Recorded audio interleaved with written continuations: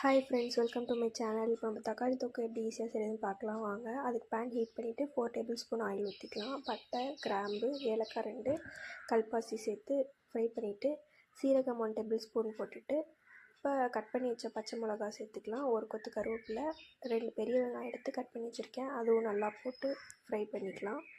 வெங்காயம் வந்து இந்த அளவுக்கு வணங்கியிருக்கணும். இப்போ வந்து தக்காளி, நான் 3 தக்காளி எடுத்திருக்கேன், பழுத்த தக்காளியாக, அதுவும் சேர்த்துக்கலாம். அப்புறம் இஞ்சி பூண்டு பேஸ்ட் 1 டேபிள் ஸ்பூன். தக்காளி நல்லா மசிகிற அளவுக்கு வணக்கிக்கலாம். இப்போ மசாலா சேர்த்துக்கலாம். மஞ்சள்தூள் 1/4 ஸ்பூன், மிளகாத்தூள் 1/4 ஸ்பூன், மல்லித்தூள் 1/2 spoon, chicken masala 1 table spoon சேர்த்துக்கலாம்.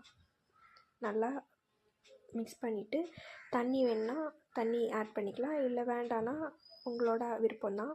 தண்ணி சேர்த்துட்டு நல்லா ஹை ஃப்ளேமில் வச்சு ஒரு 2 மினிட்ஸ் நல்லா கொதிக்க விட்டிங்கன்னா நம்மளோட தக்காளி தொக்கு ரெடி ஆயிரும்.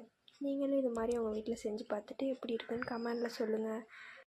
இந்த தக்காளி தொக்கு சப்பாத்திக்கு நல்லா டேஸ்ட்டாக இருக்கும். நீங்களும் இது மாதிரி செஞ்சு பார்த்துட்டு எப்படி இருக்குன்னு கமெண்டில் சொல்லுங்கள். தேங்க்யூ ஃபார் வாட்சிங். சப்ஸ்கிரைப் பண்ணுங்கள், லைக் பண்ணுங்கள், ஷேர் பண்ணுங்கள், கமெண்ட் பண்ணுங்கள்.